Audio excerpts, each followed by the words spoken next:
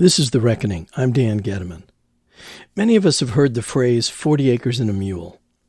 It refers to Union General William Sherman's 1865 General Order 15, which proposed redistributing confiscated Southern land to newly freed African Americans. Land and the ability to work it could have been a step toward restitution for more than 100 years after enslavement. General Sherman's plan never came to pass. It was rescinded the following year by President Andrew Johnson. But during that same era, there were other smaller, more personal efforts to seek reparations. The most successful was a lawsuit brought by a formerly enslaved woman from Kentucky named Henrietta Wood. We'll explore her courageous story in this episode of our podcast. This is The Reckoning.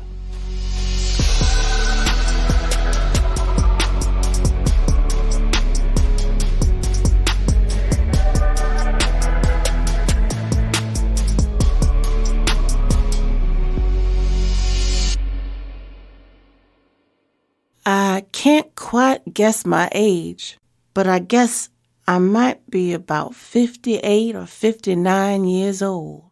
In 1876, Henrietta Wood sat down to tell her story to a journalist from a Cincinnati newspaper.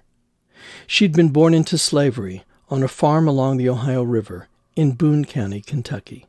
I lived on the farm till I was about 14 years old, when old Moses Towser died and there was a division of the property among the children.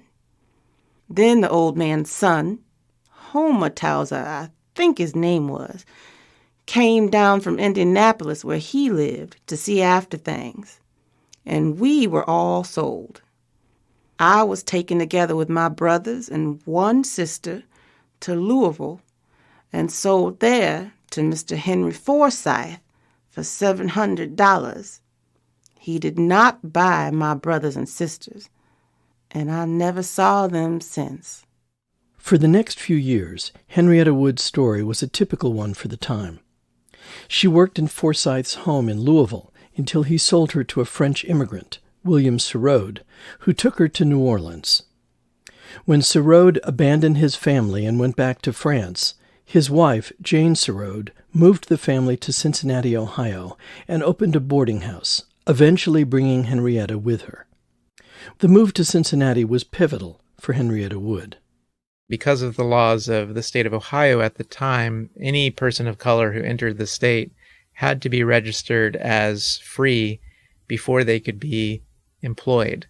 That's Caleb McDaniel, professor of history at Rice University and author of a book about Henrietta Wood called Sweet Taste of Liberty, a true story of slavery and restitution in America, which won the Pulitzer Prize in 2020.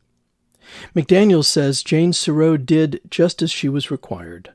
She went to a county courthouse there in Cincinnati and recorded Henrietta Wood's freedom, and Wood received a copy of her freedom papers.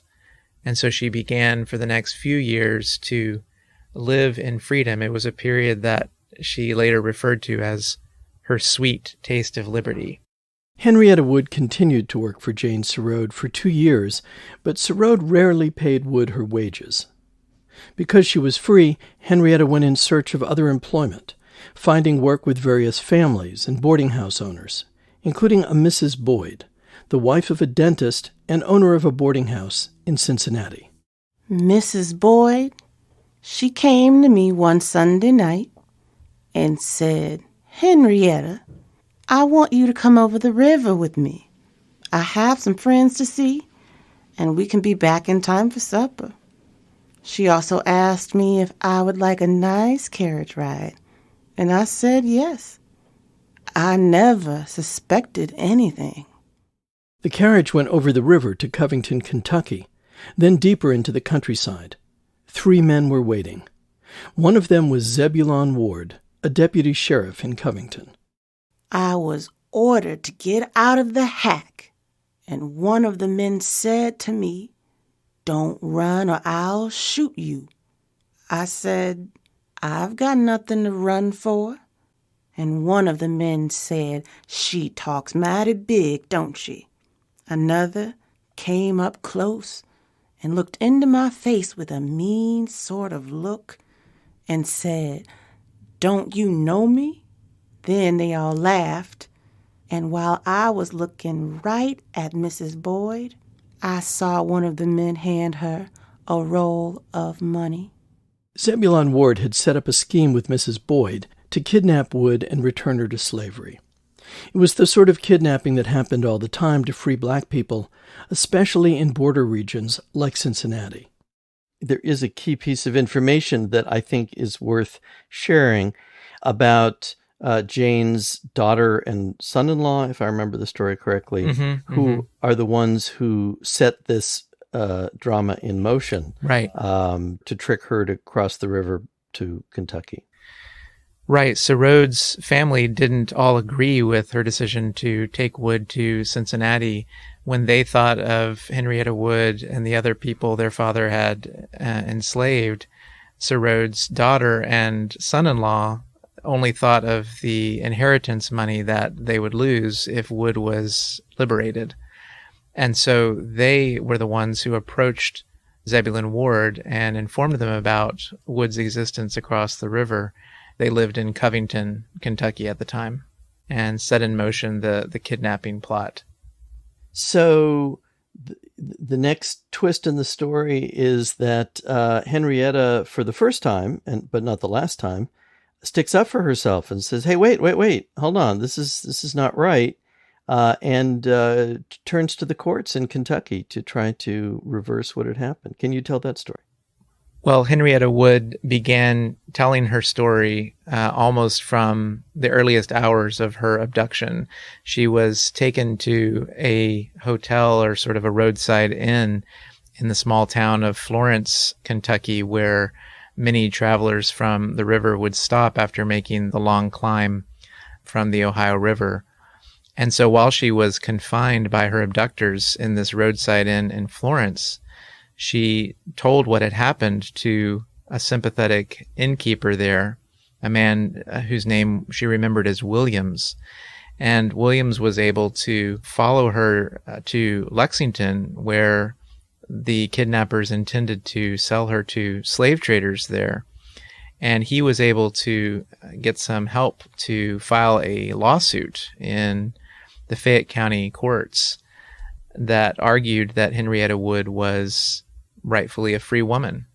This was something that most southern states did have a legal process for at the time. There was such a thing as a freedom suit where people could sue to show that they were wrongfully enslaved. It required the assistance of a lawyer or someone who was free to appear on their behalf before the court, but it did sort of allow some people to go to the courts and tell their story if they had been kidnapped.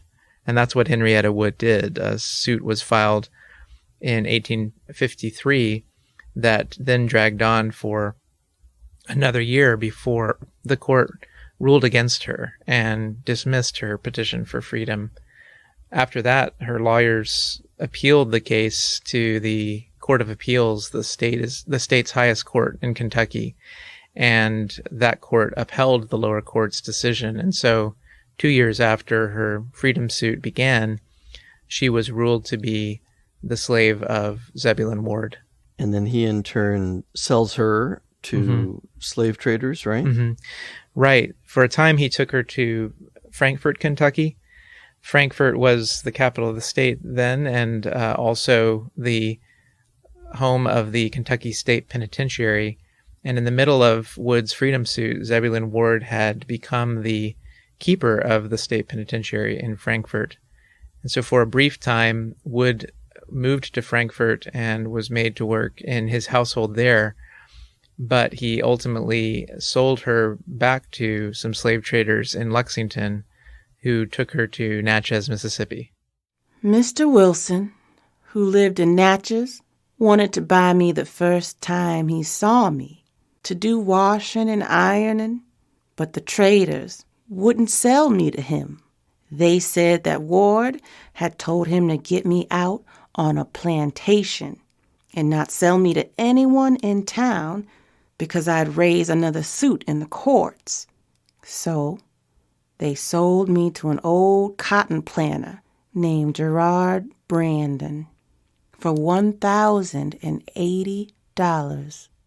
Gerard Brandon was one of the largest slaveholders in the country, and Wood suffered the same as all of the enslaved who toiled in the cotton fields of the Deep South. Along the way, she gave birth to a son, Arthur. When Lincoln announced the Emancipation Proclamation in 1863, Brandon marched everyone from Mississippi to Texas to keep them away from federal troops. The 13th Amendment in December 1865 ended slavery, but it would take Wood another 3 years to be completely free of Brandon. When she was finally able to scrape together enough money, she took her son and headed back north.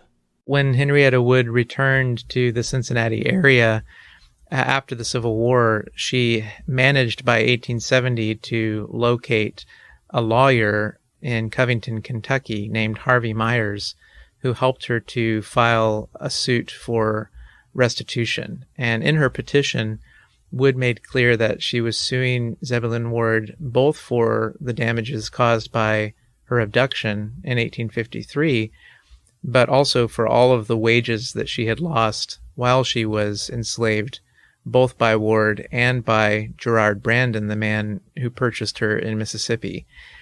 And so the petition made clear that this was not just a suit about her kidnapping, but it was really about slavery itself and about the unrequited toil that she had endured for so many years. And so she sued for $20,000. In the end, she would receive only a fraction of that amount, but I think it's an indication of how she and her lawyer thought about the suit, that it was a suit that raised basic questions about what freedom meant without restitution and what was owed to people who had labored in slavery for so long. I'm curious how they put a price tag on her labor while she was enslaved.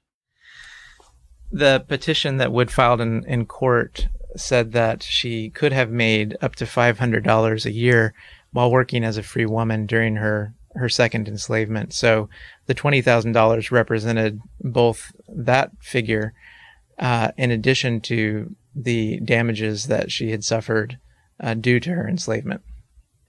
So she asked for $20,000. What she got was $2,500. Mm-hmm. And I'm curious how the jury came up with that number. There was a lot of speculation among commentators after the suit about how the jury had determined the amount that they would award Wood. It was a small fraction of what she had sued for, and it could indicate that although Wood and her lawyer viewed the suit as about slavery itself, that the jury was really focused on the kidnapping that had occurred in 1853 and sort of narrowly limited the judgment to what they believed she was owed for that kidnapping.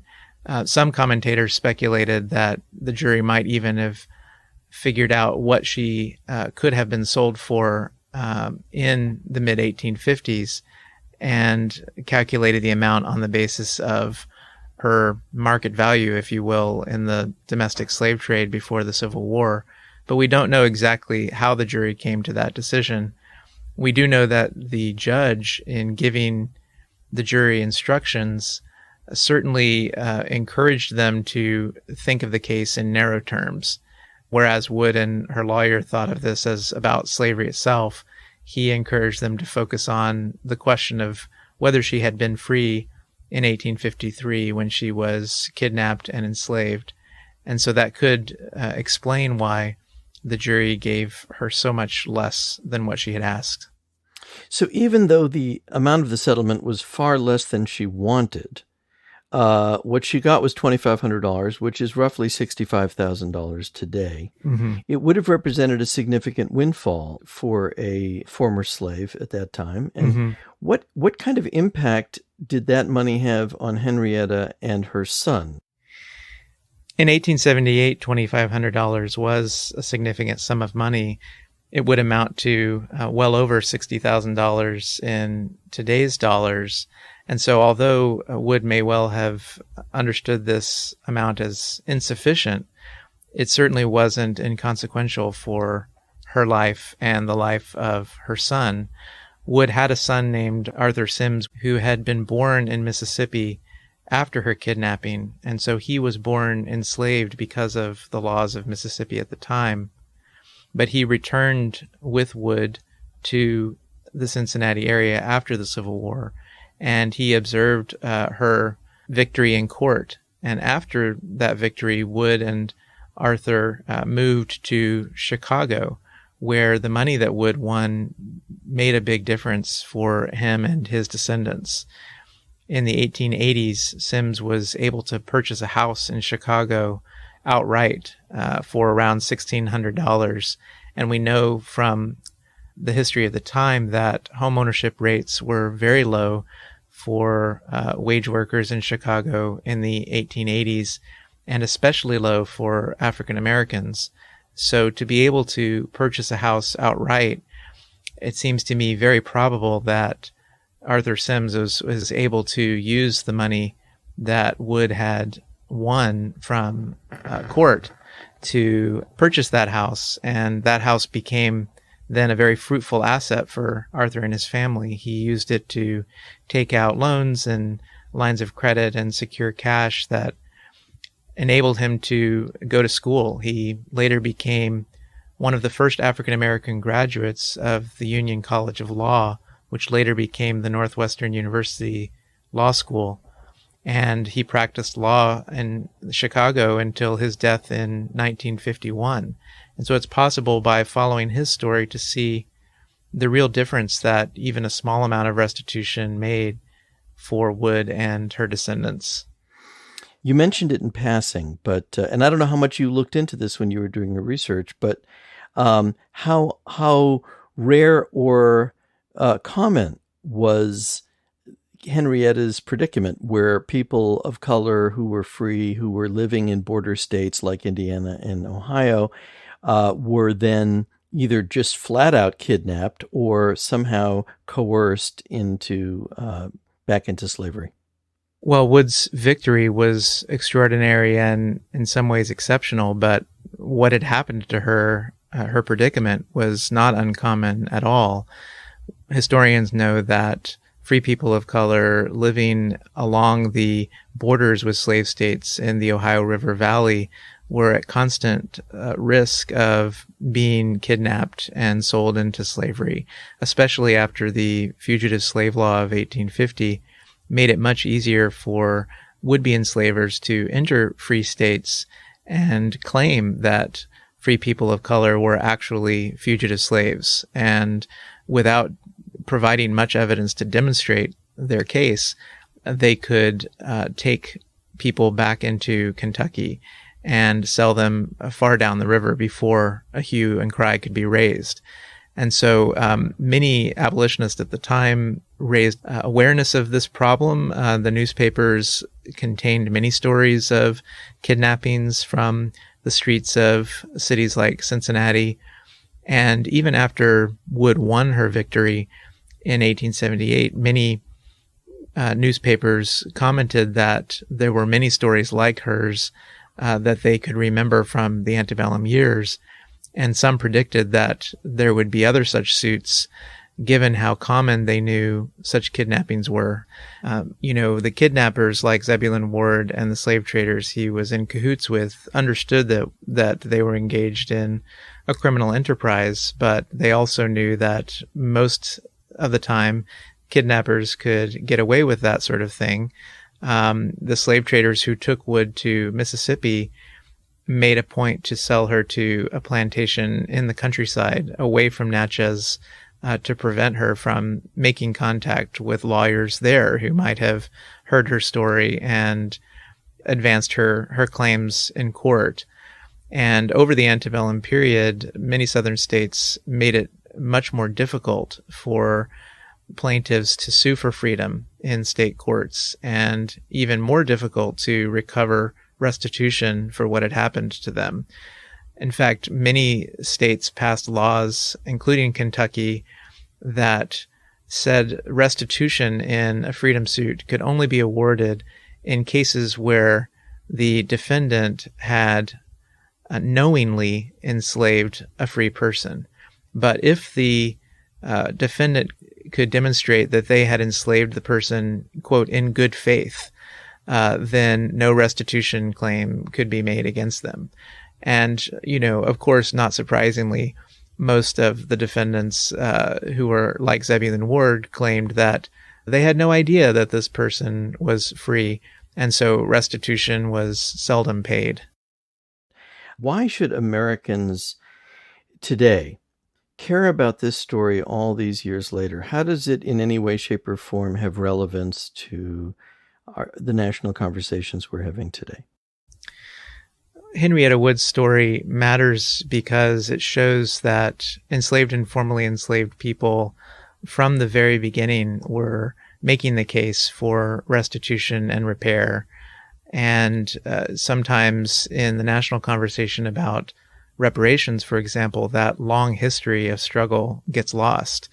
That there were women like Belinda Sutton in the 1780s in Massachusetts who sued a former owner's estate for a pension because she argued his wealth had been accumulated through her labor.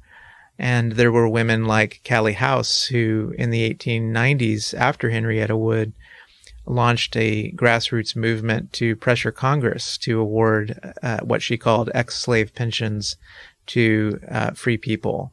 So there was a long history of struggle for reparations, and Henrietta Wood is a forgotten participant in that long tradition. She was someone who, from the earliest possible moment after the Civil War, when she could return to Cincinnati, she went to court and made the case that she was owed something for what had happened to her. And so this is not something that is just emerged in recent years, but is a long history of struggle for reparations. I think her story also demonstrates that even a small amount of restitution could make a large difference in a particular family's life. That's what Wood's descendants showed in Chicago. Her son was able to go to law school and purchase a house because of the suit that she had won. And it really set them on a path towards the middle class that most formerly enslaved people struggled to achieve. In some ways, Sims's story in Chicago is a story of what might have been, or the path not taken, had restitution and reparations been taken more seriously as a matter of policy during Reconstruction.